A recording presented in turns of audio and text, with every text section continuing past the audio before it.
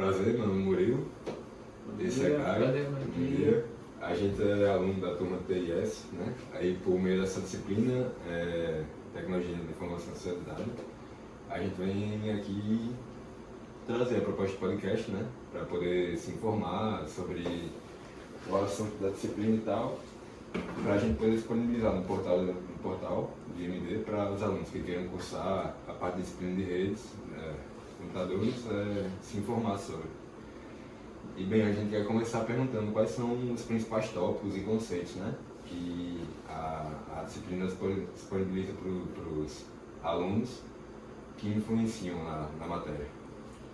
Pronto, então o que acontece? Eu estou aqui no IMD desde 2015, tá? Eu entrei justamente nessa área de redes de computadores, e redes é uma disciplina da agenda obrigatória dos alunos, né? Então todo aluno de TI, obrigatoriamente ele passa por essa disciplina de rede de computadores. Tá? O que acontece? É uma disciplina de 60 horas, né? Como a maioria das disciplinas que vocês têm na grade, só que o conteúdo de rede de computadores ele é muito amplo, muito grande. Então, o desafio que a gente tem é, digamos assim, comprimir o conteúdo em 60 horas de forma a atender de maneira suficiente e adequada todo profissional da área de TI, independentemente se ele vai escolher seguir na área de redes de computadores ou não. Tá? Então, respondendo mais sua pergunta em relação a quais são os tópicos, né, específicos aí que os alunos vão tratar, basicamente eu gosto de separar a rede de computadores em três, vamos chamar aqui de três grandes componentes. Tá? Que tem um componente da infraestrutura, que é a parte mais física do negócio, né? Então é a parte do cabeamento, tem a parte dos equipamentos. A gente tem um outro componente intermediário, vamos chamar assim, que são os protocolos, que é o que dá a razão daquela infraestrutura existir. Né? Então, basicamente, são definições de regras de como esses dispositivos vão utilizar essa infraestrutura, esses meios de comunicação, esses meios de transmissão, né, e realizar toda essa transferência de dados. Tá? Lembrando que rede de computadores, o objetivo final dela, o objetivo fim dela é a entrega de dados, independentemente do propósito. Né? Nas pontas a gente tem as aplicações, né? A rede de computador, o propósito dela é entregar esses dados. Pouco importa para ela o que é esse dado que está trafegando ali. Então é só na coleta de dados, né? Não faz análise nem nada, só... Assim, a gente chama até de um dos paradigmas da rede de computadores é a gente fazer essa entrega fim a fim, independentemente do conteúdo, claro, garantindo um nível mínimo de qualidade, confiabilidade, robustez e tudo mais, mas a interpretação daquela informação não importa. E o terceiro grande componente, né, vamos dizer assim, que a gente tem em rede de computadores, eu falei da infraestrutura, a gente tem os protocolos, e aí, claro, a gente tem o que a gente chama meio que de propósito, de aplicações. Né? Não adianta nada a gente... assim, definir, implementar, desenvolver toda a tecnologia necessária para essa entrega de dados se a gente não tem um propósito no fim. E o propósito são as aplicações que a gente usa no dia a dia hoje. Né? Aplicações no celular, aplicações de internet das coisas. Enfim, se a gente for pensar na área de TI como um todo, que é enorme, eu até desafio vocês a encontrarem, digamos assim, uma sub-área que não requira, não exija algum nível de conectividade. Hoje é muito difícil isso. Tá? E não só na área de TI, se você expandir isso aí para o universo geral das coisas, boa parte dos produtos e serviços que a gente faz uso hoje ou precisam integralmente de conectividade ou precisam indiretamente ali de algum nível de conexão, de conectividade. Então é só um meio, né? Entre quem importa o dado, né? Dá os dados e quem analisa e interpreta. Perfeito, a gente pode analisar dessa forma. É um meio, mas assim, é um meio fundamental para boa parte das coisas que a gente usa hoje em dia. Então, se a gente for analisar os serviços que a gente faz uso hoje, todos, boa parte, né, tá rodando, por exemplo, em nuvem, né, que tem uma exigência altíssima aí da parte de infraestrutura, dos protocolos e tudo mais. Aí, né, vocês já devem ter ouvido falar em internet das coisas, né? Que é essa tendência natural que a gente está tendo de conectar tudo, né? Os objetos, digamos assim, no nosso dia a dia. Né? E para que isso funcione, a gente tem que ter, né, infraestrutura adequada, protocolos suficientes para atender essa alta demanda de dispositivos, né? É uma densidade altíssima de dispositivos no mesmo lugar, a gente precisa de taxas de transferências hoje altas, a gente precisa de baixos atrasos, né? Baixas latências, então É um conjunto de requisitos necessários hoje para atender e todo dia está evoluindo. Né? Esse é um outro ponto importante das redes de computadores. Eles existem lá desde a década de 70, 60, 70, inicialmente, né, com um propósito mais científico, governamental, militar, mas naturalmente foi se tornando uma necessidade da sociedade, né, do cidadão mesmo.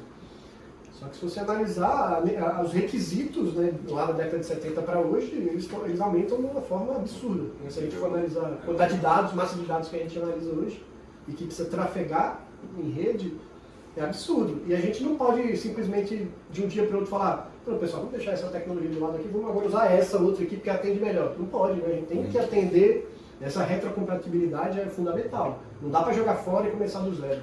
Então tem que estar sempre ali evoluindo. Então, esse é um ponto que eu gosto muito de redes de computadores. A gente, quando estuda redes, a gente aprende meio que a desenvolver para escalar, né? Para evoluir. Porque você vê que de um dia para o outro, de um mês para o outro, de um ano para o outro, então aí as exigências de requisitos mudam completamente, aumentam muito. Então, você afirma que quem for interessado e queira fazer o país de internet das coisas aqui no IMD, é muito importante ter essa expertise em redes. Isso, eu iria até um pouco mais além. Eu considero pelo menos uma base em redes de computadores fundamental para qualquer profissional de TI, independente da sub-área, da ênfase que ele for dar. Não é à toa que rede de computadores está na grade obrigatória base, núcleo básico, né, do BTI. Mas é um mundo de coisas. Né? Como eu falei, a gente tem que compilar tudo. Então, assim, depois a gente pode até falar mais sobre isso, mas assim, é muita informação. É muita também conceito, muita teoria. Paciência, porque é muito amplo o mundo. Rede de computadores é um curso à parte. A gente tem cursos de graduação de 4 anos e meio, 5 anos de rede de computadores. Então, né, para você ver aí o mundo de possibilidades que a gente tem que condensar. Mas especificamente para o profissional de internet das coisas, né, que foi o seu questionamento, é fundamental. Internet das coisas também são camadas, diferentes camadas que são muito importantes. Claro, tem a parte das aplicações, mas tem essa camada de conectividade que é fundamental e, claro, a parte do hardware, né, dos sensores, né, dos dispositivos, das plataformas, mas a conectividade é chave. Afinal de contas, ninguém está lá do lado do dispositivo mais, né, fazendo medições, de coisas. Está tudo lá interligado, conectado, normalmente centralizando essas informações para, então, serem analisadas e aí a gente tirar, de fato, informação daqueles dados brutos. Professor, sobre a parte didática da sua matéria, você poderia falar mais sobre quais as principais dificuldades que os alunos passam durante as aulas e como o senhor faz para ajudar no aprendizado? Ok, eu vou falar especificamente do modelo que a gente está adotando nesse semestre, a gente adotou também no semestre anterior, que rede de computadores está sendo executado no modelo de educação à distância, EAD.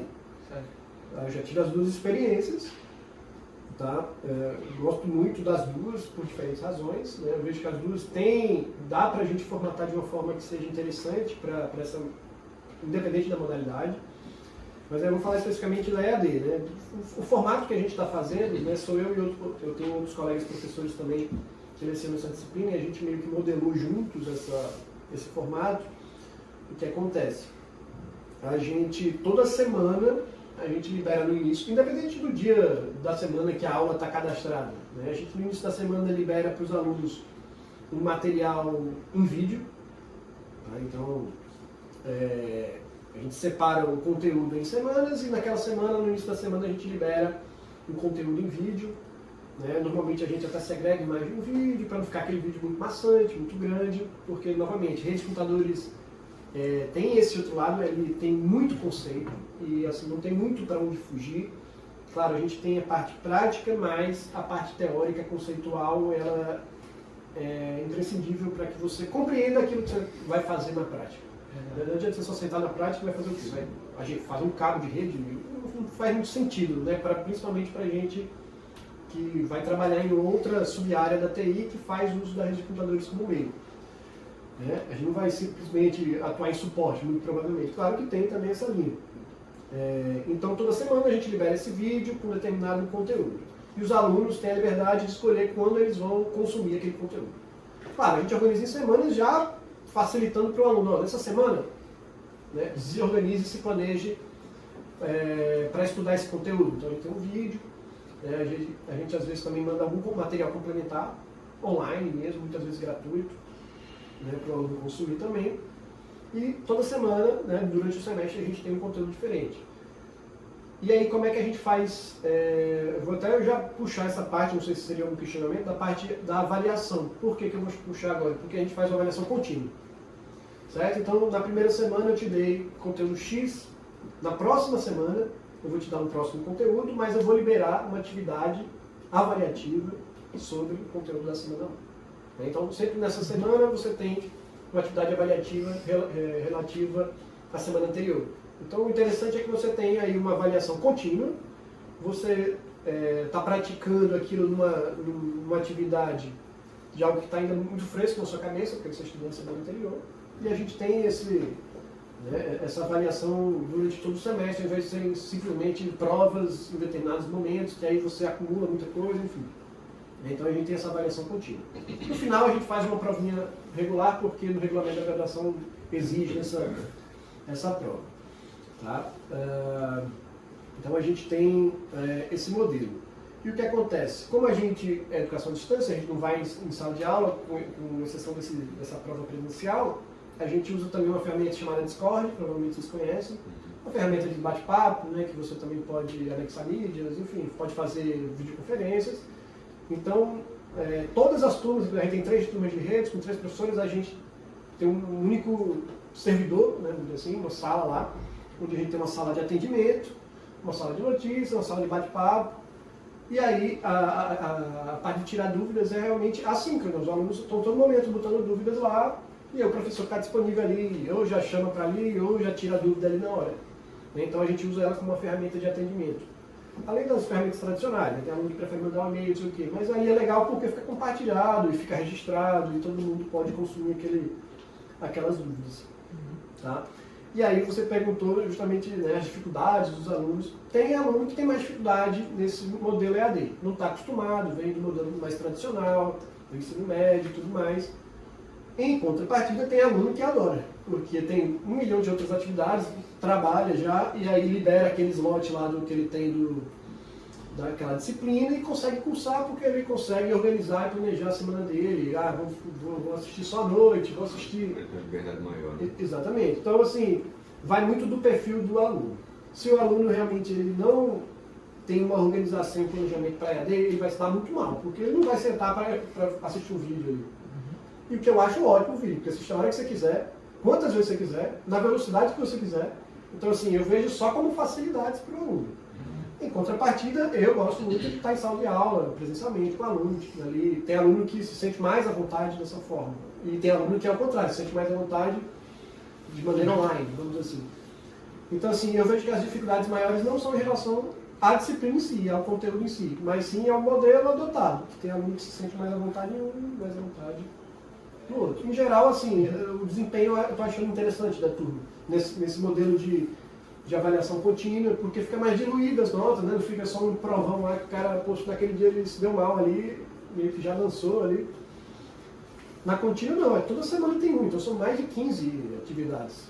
E aí a gente divide isso em unidades, então dilui muito mais a nota, o peso de cada uma fica menor. E o que o senhor considera de prós e contras dessa matéria de maneira EAD? Sim, do modelo, né? Não da disciplina. Eu não ia falar nada contra, né? Que a disciplina de rede, mas prós e contras do EAD. É muito particular isso, certo? Então, se você for para outro professor, ele pode ter uma outra visão, certo? Eu gosto muito, como eu já falei, dessa parte da gente ter um material ali permanente, que fica ali sempre sendo melhorado, e é um material que você pode consumir de maneira assíncrona, que eu acho muito melhor do que, na minha opinião pessoal, do que se eu fizesse um Google Meet ali e desse aula ali na hora, porque ali, querendo ou não, aí tem uma dúvida, aí aquele vídeo que poderia durar, por exemplo, 30 minutos de um assunto específico, ou 40 ou 1 hora, pode durar muito mais. Aí o aluno que depois for assistir aquilo, já fica um vídeo mais quebrado, difícil de assistir. No vídeo que eu gravo aqui para esse propósito específico, é um vídeo que só vai ter aquilo, vai estar numa qualidade melhor do que numa gravação do Google Meet da vida. né, vai estar bem roteirizado, bem feito, com boa qualidade. Se tiver algum probleminha, posso editar. Então ele vai ficar do jeito, assim, no formato de um curso online mesmo, né, do que algo que você está fazendo ali. E aí o aluno, como eu falei, assiste quantas vezes quiser, vai ter uma prova final, assiste de novo. E esse eu acho uma grande vantagem, você assiste em 1.5x, 2x, que pô, você ganha um tempão. Exatamente. Então assim, o cara que for bem organizado nesse sentido, eu acho que só tem vantagem no modelo EAD para esse material, assunto que eu estou falando. A gente tem o Discord também, que são dúvidas que ficam registradas lá, o que é muito bom também. Porque é um aluno lá que, se for uma dúvida em sala de aula, se for um aluno que faltou ali, ele já não perdeu aquela dúvida, que podia ser uma dúvida dele, mas está lá no Discord. Então, assim, no EAD, em relação ao uso desse ferramental, eu acho super positivo, super legal. Sim. Especificamente para redes, porque, como eu falei, tem muito a parte conceitual, a gente não precisa ficar fazendo alguma coisa mais prática. Outras disciplinas é mais interessante presencial, porque você tem essa prática. Mas, novamente, eu particularmente gosto muito do presencial. Mas por quê? Por estar lá na sala de aula, saber quem é quem, porque no EAD, pô, é difícil você saber quem é quem, né? Passa no corredor, não sei se o cara é meu aluno, né? Aí o nickname no Discord é tipo o reizinho. É um nickname estranho, não tem a foto, enfim. E aí meio que fica muito formalzão essa relação entre aluno e eu gosto, né? De conhecer o pessoal, até porque a gente agrega depois para puxar com projetos, não sei o quê, e quando é presencial você tem mais esse contato com os alunos. Então, assim, eu sempre opto, na verdade, pelo presencial. O EAD eu estou optando mais quando os outros colegas da mesma disciplina estão querendo também, aí para ficar no modelo só, a gente faz o EAD, mas também é muito bacana. Eu acho que assim, tem aluno que tira muito mais vantagem no modelo EAD do que no modelo presencial. Então, o senhor chega a afirmar que os contras vêm mais de aluno para aluno, sobre a organização e tudo do mais? modelo de ensino, eu diria que prós e contras depende do perfil do aluno. Assim, se é um cara que tem já essa, vou chamar aqui, educação, né, para fazer dessa forma, eu acho que roda de uma beleza. Mas tem cara de paciência, que gosta mais ali de estar aqui presencial, que só vai prestar atenção se realmente o professor está lá na frente. E aí, show de bola, é perfil de aluno isso aí. Sim. Professor, mais sobre o mercado de trabalho, o senhor queria falar mais sobre como essa matéria consegue abrir portas e oportunidades e conhecimentos ajudam no mercado de trabalho, propriamente dito? Perfeito. Eu vou falar especificamente do profissional que vai trabalhar mais em cima de algo de redes de computador, porque, novamente, qualquer outra área vai ter um pezinho ali. Mas se você for dev, desenvolvedor, web, por exemplo, você vai usar, por exemplo, tecnologias que são tecnologias de rede, protocolos que são protocolos de rede ali, uma API REST, eu uso o protocolo HTTP, e é interessante você conhecer ali os métodos, os parâmetros, como é que eles funcionam, os retornos, tudo isso é rede de computadores, são protocolos.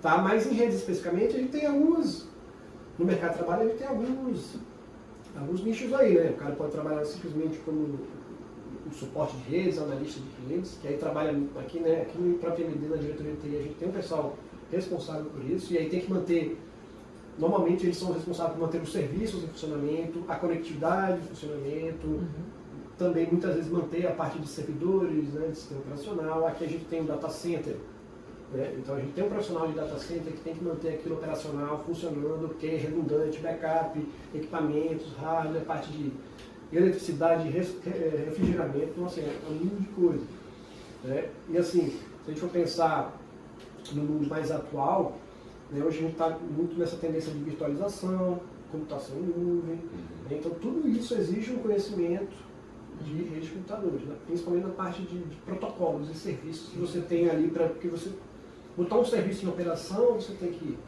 parametrizá-lo, implementá-lo, implantá-lo, otimizá-lo para funcionar ali adequado para aquele ambiente que você tem. Pô, a gente tem um ambiente aqui de um campus, se você tem uma empresa de pequeno porte, médio porte, são diferentes as necessidades são diferentes, de tudo. Tá? Do serviço, eu vou precisar de um sistema operacional que tem suporte, ou você não precisa de suporte, um suporte comercial mesmo, de fato.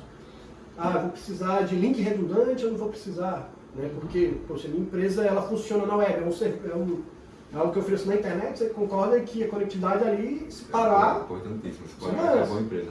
Exatamente, você perde produtividade e dinheiro. Sim. Então, vou ter que ter link redundante. A parte de rede sem fio, por exemplo. Qual é a exigência de rede sem fio? Hoje em dia é muito alta a exigência de rede sem fio, independente do lugar, né? Mas você tem que dimensionar aquilo de forma adequada e manter funcionando, sem interferência em canais otimizados. Então, assim, se a gente for abrindo o leque aqui, é muita coisa que a gente tem que prestar atenção. Porque, normalmente, redes é um negocinho que, para a pessoa mais, vou chamar aqui de leiga, digamos assim, redes é aquilo que fica meio que no background, né? Você não vê muito. Né? E aí o pessoal só lembra do cara quando dá problema, parou aqui, parou a internet. Pra cá era só o cara que ligava e desligava. Só que, assim, a manutenção, né, e a operação desse parque, tanto de infraestrutura, de serviço, é muita coisa. Então aqui a gente tem um bocado de gente aqui no MD, por exemplo, um prédio desse tamanho, a gente tem que manter aqui muita coisa. E quando tem algum problema, o pessoal grita lá já. Estou sem internet, sem fio. Caiu aqui a nuvem do MD, porque a gente tem um bocado de serviço dos professores, de projetos, que roda aqui no data center. Deu um problema. O pessoal tem que dar os seus pulos. E é um negócio, muitas vezes, de apagar incêndio também, 24/7, às vezes o pessoal de madrugada, só que aqui a gente não tem, né? Sim.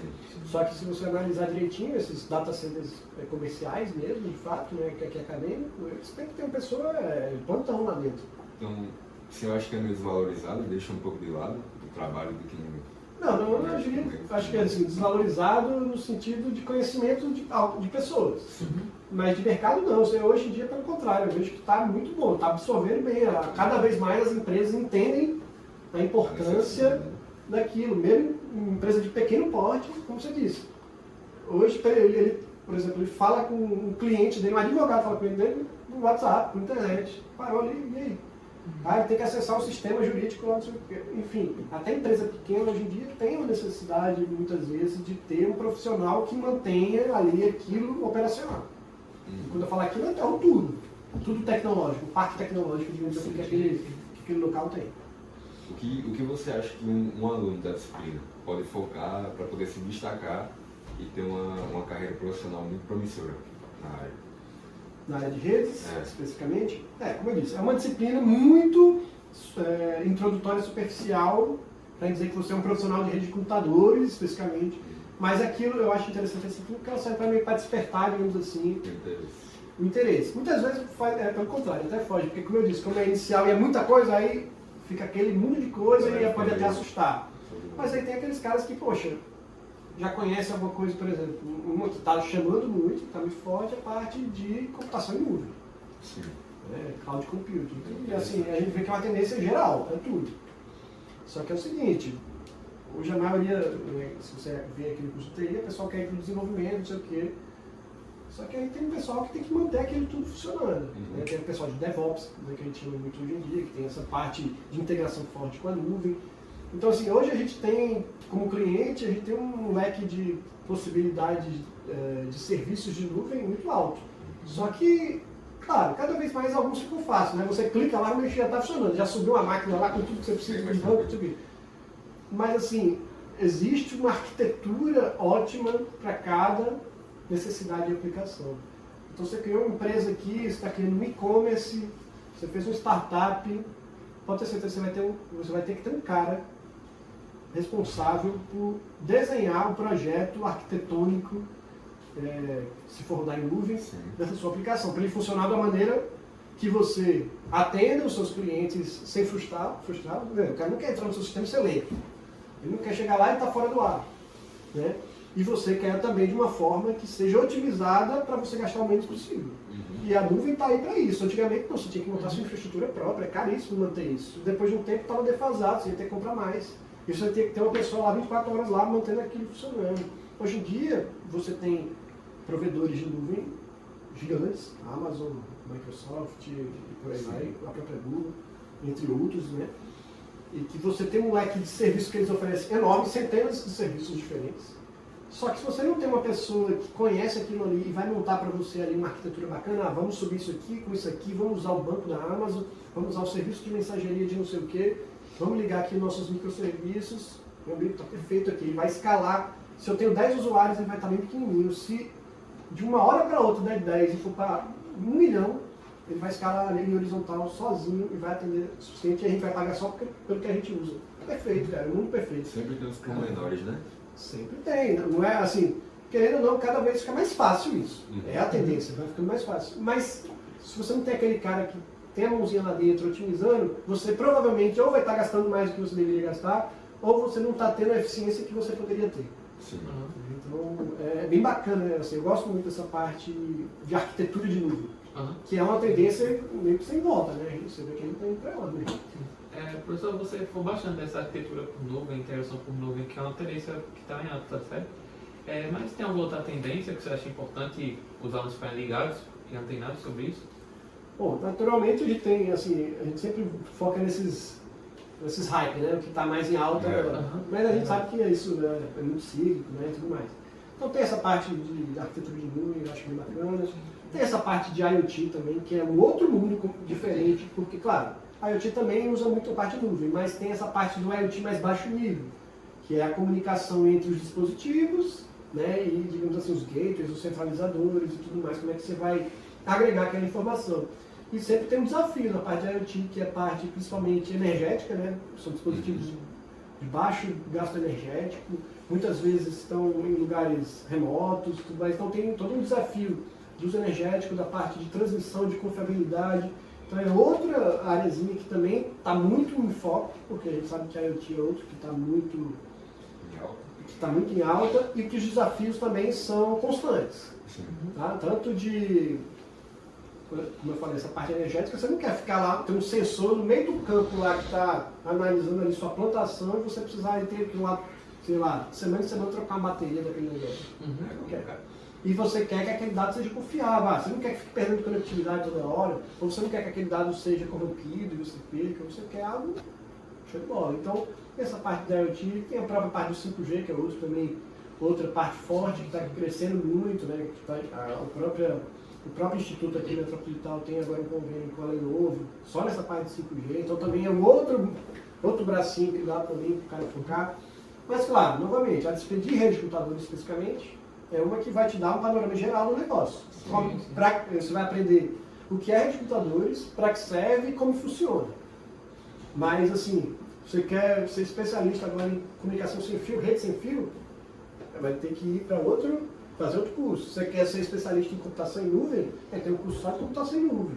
Você quer um cara na parte de segurança, que é outro ponto também fundamental e que hoje o pessoal absorve muito, as empresas absorvem muito o profissional de segurança, para definir política, definir estratégias, implementar metodologias e métodos de segurança para manter confiabilidade, né? Dados e tudo mais. Eu falo da segurança da informação em si, nem a confiabilidade de dados ali para Fernando, mas a segurança mesmo.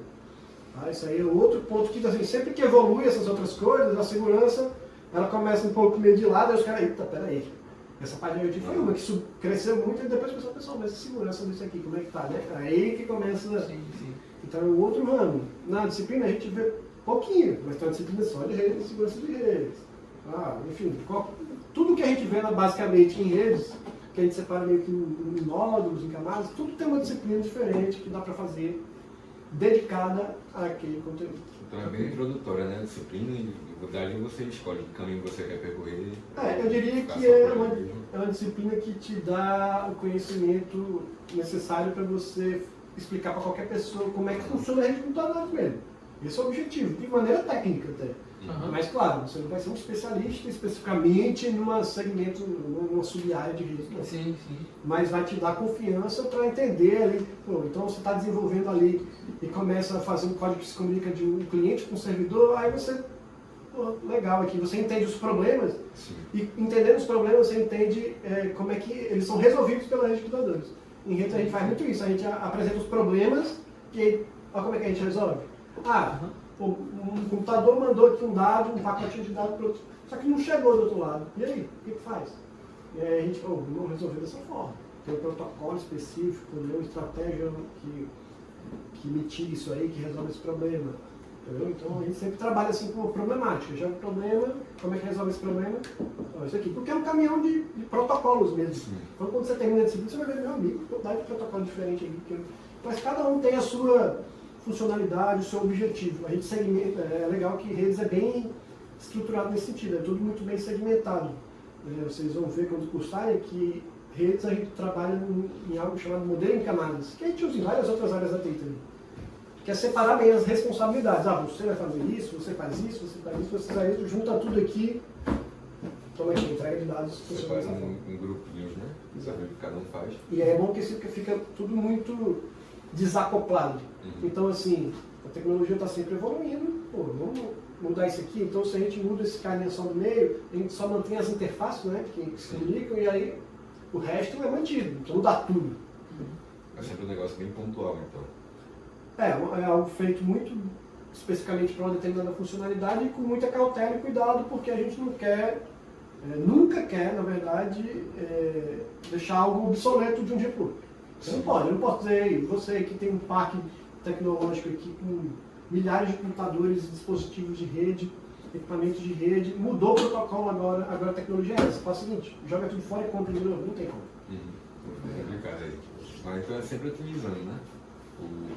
Se você analisar a linha evolutiva, é sempre melhorando as coisas. E o que são as coisas? São esses parâmetros, essas métricas, né? Tipo assim, a métrica mais comum que a gente vai pensar aqui vai ser velocidade. Né? Dados, bits transmitidos por segundo. Né? Então, obviamente, o objetivo é sempre aumentar. Né? Assim, não tem para onde correr. Atraso, latência, né? Que é o tempo que leva de um dado chegar aqui até aqui. A gente quer sempre diminuir também. Claro, existem alguns limites físicos, da própria física, né? Mas a gente vai sempre melhorando. Né? Existem ondas de rádio, existem ondas elétricas, existem raios luminosos, né, com a fibra ótica. Então, assim, a gente tem meios para melhorar isso, até um determinado limite físico, claro. Mas isso tudo com confiabilidade também. Né? E também a outra métrica, assim, esse é interessante no 5G, a densidade de equipamentos. Se um equipamento desse de rede sem fio ele atende 10 dispositivos simultâneos, 100, 1000, 1 milhão. E sempre mantendo a qualidade, né? Porque mantendo a qualidade. Vou usar um exemplo aqui bem genérico e básico, Wi-Fi, tipo, de casa das pessoas, né? E quando tá com 4 pessoas é uma maravilha. E chega domingo, almoço de família, enche aí 10, 12 pessoas. Exatamente. Agora pensando numa empresa corporativa aqui, uma academia desse, um ponto de acesso desse de rede sem fio, fica pendurado quantas pessoas aí? 100 pessoas? No mínimo, né? Então você tem que saber, isso aí é um projeto que você faz, para espalhar esses pontos de uma maneira adequada, para tentar não ter pontos cegos. Se você estava aqui no instituto, vai para aquela esquina ali, não pega legal. Então, porque não está muito bem dimensionado o negócio. Aqui é uma densidade de aluno muito maior, então todo mundo fica reunido ali na cantina, sei lá, uma coisa assim. Então, assim, tudo isso são parâmetros que vão levar para um projeto que vai definir onde é que vai ficar a localização desses quantos e onde eles vão ficar. Isso é só desse exemplo que você falou aí do Wi-Fi. Então, tudo nesse sentido. Tudo sempre, claro, pensando em melhorar esses parâmetros, essas métricas. Sempre assim, e a gente sabe que sempre vai aumentar. Até os limites físicos, claro. Porque as exigências das aplicações sempre aumentam. Se há 10 anos atrás a gente não tinha nenhum serviço de streaming, por exemplo, hoje a gente tem vários. E assim, vai ser, tipo, um exemplo do Netflix, que começou com determinada resolução ali, né, da série, hoje ele em 4K. Se você pegar a taxa de transferência, a largura de banda que você precisa para transmitir um conteúdo 4K para sua casa, é muito grande. Alguns anos atrás ele não ia atender. É totalmente possível. E hoje você fica ali com 3 TV ligadas ao mesmo tempo assistindo, e até eles limitarem sua senha lá. Né? Eu procuro entrar na brincadeira. Professor, a gente está chegando ao fim, até para não se estender muito o tempo do podcast. E a gente queria saber qual mensagem final você deixa até para nós, né, os alunos calouros, que estão chegando agora no curso BTI e tudo mais, sobre a importância da disciplina, né, de redes e a melhor parte dela, né? Assim. Bom, a mensagem que eu posso deixar é o seguinte: eu vou focar muito nessa parte da grade curricular comum do curso, que é algo que muitas pessoas deixam de lado, principalmente o cara que está entrando na universidade pela primeira vez, o cara é muito jovem, está vindo do ensino médio, e muitas vezes essas disciplinas iniciais que são muitas vezes maçantes, chatas, sei lá, matemática, parte de algoritmo, programação, assim, redes. Então, muitas vezes o cara está naquela empolgação inicial da faculdade e começa a deixar de lado essas disciplinas básicas, pensando, não vou trabalhar especificamente com isso. Mas eu digo por experiência própria, fui aluno também há pouco tempo. essas disciplinas básicas são base para todas as disciplinas lá na frente. E aí você só vai ter noção disso lá na frente. Pô, isso aqui era para eu ter estudado melhor naquela disciplina lá atrás. Tá? E isso para todas as disciplinas específicas que vocês vão trabalhar na frente. Tá? Então, a mensagem que eu daria é a seguinte: se dediquem bastante nesse início do curso. Um bom início de curso assim, vai facilitar demais a sua vida na universidade. Sim. Vai te facilitar impulsar disciplinas, claro, vai facilitar você manter o seu tempo de curso, né, que você tinha planejado, obviamente. Vai te facilitar em qualquer disciplina mais específica, mais avançada. Você já vai ficar, digamos assim, os próprios professores já vão ter um conhecimento, né, do seu esforço, da sua dedicação, que é muito bacana também, porque isso já cria uma relação que vai abrir portas para você aqui dentro. Então, a universidade não é só cursar disciplina, é participar de projeto, né, é desenvolver coisas paralelas. E você se destacando, né, não estou falando você precisa ser o melhor aluno, não. É você se dedicar de fato, dar importância que você acha que deveria dar realmente para aquela disciplina, já vai te dar uma visibilidade bacana, vai abrir portas, vai te facilitar demais o fim do curso. Então, se você analisar com os alunos, a grande maioria fica retida ali no início. E aí se estimula o cara, porque bagunça. Muita gente desiste até, né? É porque o cara fica estimulado a repetir, reprovei, não sei o quê, aí começar a atrasar o curso. Se você fecha esse núcleo comum, assim, show de bola, dedicação, eu sei que é difícil. Normalmente, o cara é novo, tá jovem, tá na universidade agora, quer curtir. Mas eu estou dando, assim, a minha mensagem, né? Estou dando fazendo bem essa base do curso. Metade do curso para frente cara tira de letra. É as disciplinas mais avançadas, mais difíceis, mas você vai ter uma bagagem, uma base e uma relação com os professores que vai facilitar demais, e aí você vai sair do curso tranquilamente, com uma boa formação. A gente sabe que o mercado TI está aquecido, claro, estava mais aquecido, já está entrando em instabilidade, vamos dizer assim. É um mercado que vai absorver, vai absorver demais, e a tendência sempre está crescendo. A gente sabe que a TI também é meio de tudo hoje em dia, é fim e meio de tudo. Né? Então, assim, um cara com uma boa formação, como é a formação da UFRN como tudo, tem um destaque lá fora e com certeza vai ter espaço para trabalhar, ganhando bem, trabalhando com o que gosta lá fora. Então, acho que a mensagem que eu daria é essa, assim, não foi especificamente de redes, mas foi do núcleo como um todo, para você ter uma boa formação generalista em TI. E aí você pode trabalhar em qualquer coisa, inclusive migrando de áreas. Eu sou dev, mas eu quero ir para a parte, sei lá, de análise de dados, engenharia de dados. Você tem bagagem, cara, você consegue. O cara estuda um pouquinho, já está lá. Beleza? Beleza. Tranquilo. Muito obrigado, professor. Muito obrigado a você. Valeu. Muito interessante essa disciplina.